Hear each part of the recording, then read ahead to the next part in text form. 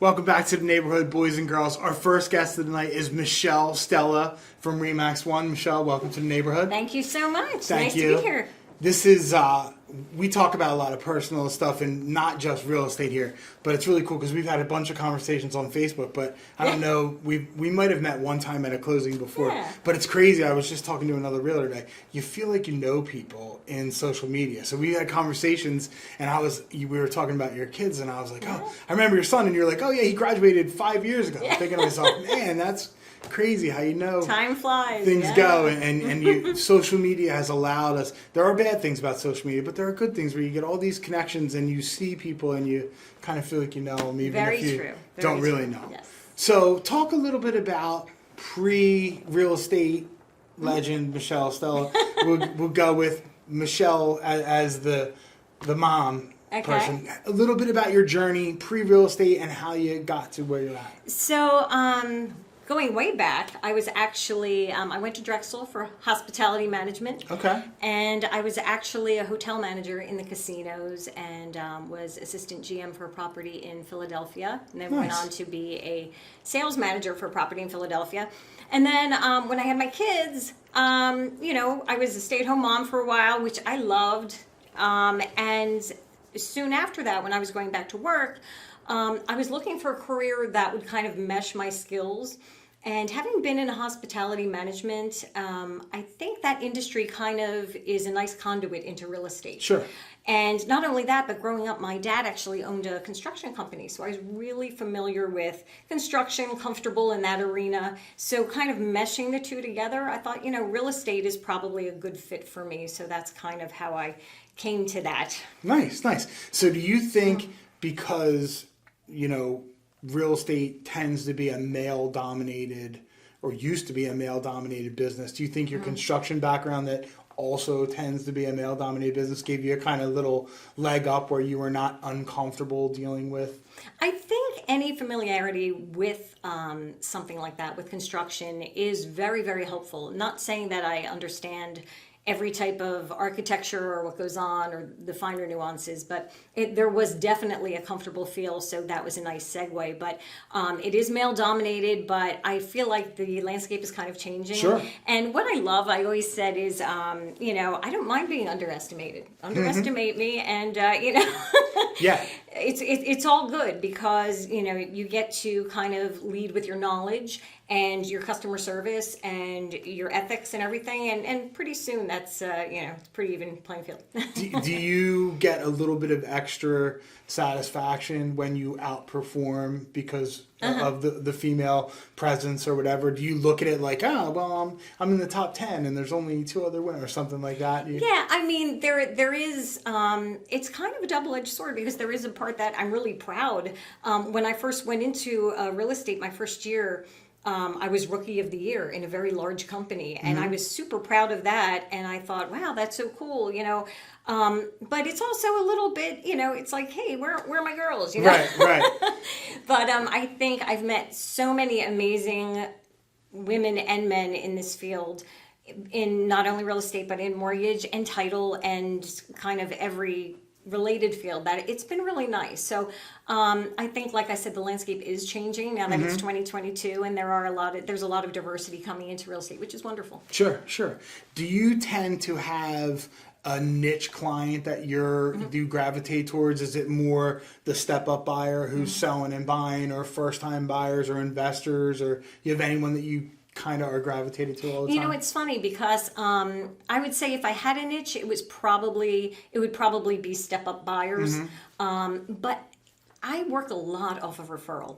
So I get people that are downsizing, upsizing, moving to another state, relocating, coming in from military, all different things. And it's funny because, there's always a compelling event that somebody has to move. No one ever says, God, moving is so much fun. Let's do it again, Yeah. So there's always a compelling event, and because of that, there's always different, groups of people. There's the people who are just getting married, the people who are having a child and need more space, the people whose kids went off to college and they want to downsize. So I kind of deal with all different people, and that's what makes my job interesting, is that I feel like every day is different. So Different I like story. that, yeah. Got it. Now, you've been doing it for a little bit now. So there's always cycles in real estate. This has gone from a really high volume to a little bit scary, and especially people that aren't long-term in the business. If you've only been doing real estate for a year and a half, You actually have to work it now. Yeah, it's scary. So for the newer realtors that may watch this, what's one piece of advice that you would give a newer agent on how to handle this season of the industry? Right. So I think it's very, very crucial to develop good habits. And by good habits, I mean, number one, answer your phone. Do the right thing. Don't be afraid to ask questions if you don't know the answer to something. But also realize the sky is not falling. There's no such thing as a good market and a bad market. There's just different markets. Sure. And as I said, there's always a compelling event that people will always need to buy and sell and move. And if you hone in on your craft, you do the right thing, you're ethical, you network with the right people, and you truly believe in what you do and care about the people you're working with, then it'll all come to fruition. And you do a decent amount with social media. Not crazy, but a decent amount. What is Facebook your only platform that you do, or a major? No, actually. Okay. So Facebook, Instagram, LinkedIn, Twitter, kind of doing all that. I did my first luxury video, which was amazingly fun. You can find that on my Facebook page. It was a property I had just listed, and that was just recently. Yeah. I saw that one. And it's there's so many different modes to reach out to someone, and I think that social media for real estate is a very important component of being a realtor. So I try to be as active as possible and hit all the major platforms that way. Are you doing TikTok? I have not done TikTok yet. Good. I don't feel so. I cannot. I like TikTok. I still cannot understand how to do TikTok for business. I see some people that are doing it. I see some cool things, but I'm like, man, Facebook, I'm all good with. Yeah. Instagram, whatever. But I see people that are really, really doing well on TikTok, and I'm like, my 16-year-old daughter helps me with my TikTok. With the TikTok, I can't do it, and it just doesn't. Same thing with Snapchat. Snapchat was around for a while, and I was like, I don't see. Yeah, I don't know. I think I skipped that generation of the TikTokers and Snapchat. My sons are probably thrilled. Right. They're like, we don't want to see her on there. But they are all great platforms, and now they have the reels, so you can put your story in a reel and put the houses. So I mean, I feel like every week there's something new. So it is really fun. Actually, it can be very fun. Now, do you do that yourself, or do you have somebody that you work with? I actually do it myself. Okay. I enjoy doing it. I'm pretty tech savvy, so it's not too bad. With my Facebook, and anyone who follows me will know, I try to lead a lot with humor. I find a lot of funny things in the real estate world, and I like to engage people with humor and connect people that way. So it's just a fun way to reach out to people and not just be like, just listed, just sold, just listed, just sold. And they kind of get to know you. And I actually had someone reach out to me on Facebook and said, you seem so positive and so much fun, and you post such funny things. I thought it would be great for us to work together because we kind of are like-minded. So, you never know how you're going to find your next client, and it's not necessarily how you think it might be. Right. And speaking of that, you do some fairly traditional advertising too. You still do some magazine stuff and billboard stuff. Yeah.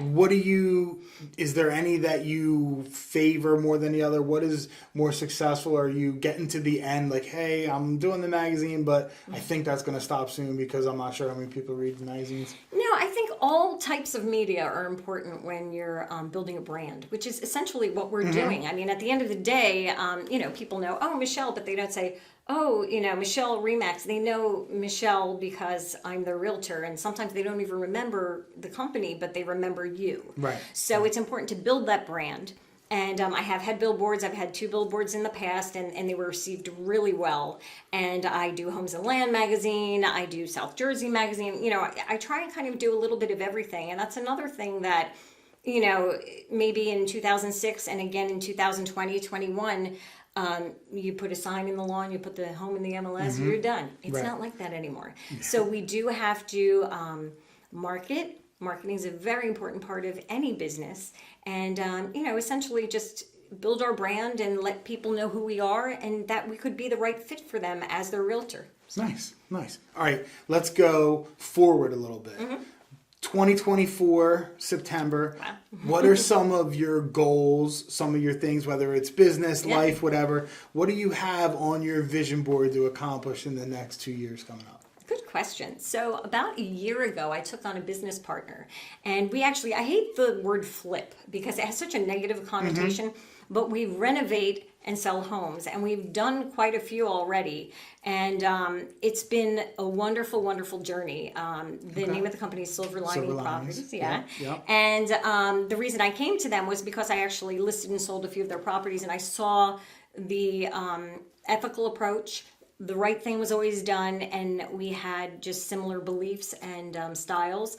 And it's been a wonderful kind of partnership in that I not only help out with the procurement of the properties, I get to see the day-to-day, which is really fun, going to the properties and seeing the transformation and helping a family get in and saying, oh my God, we didn't want something that required a ton of work, and now we have this great home. Sure. We deal in all different price ranges. So I would say, moving forward, I would love to grow that business as well, invest, and, because I do invest in a lot of those properties, and just grow that business alongside my real estate business, because the two go hand in hand, and we can really help out a lot more people looking to purchase really any price point home.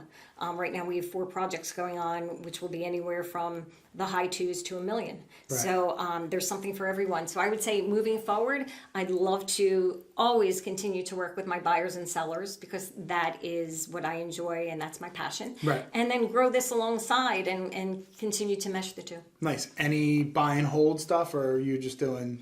For right now, we're doing just the flip kind of aspect of it, but not opposed in the future. It really depends on the market shifts and what things look like and the need. If someone's like, I really want to rent and it makes sense, then absolutely, we're never opposed to that. Nice. All right, now we'll go with your personal question.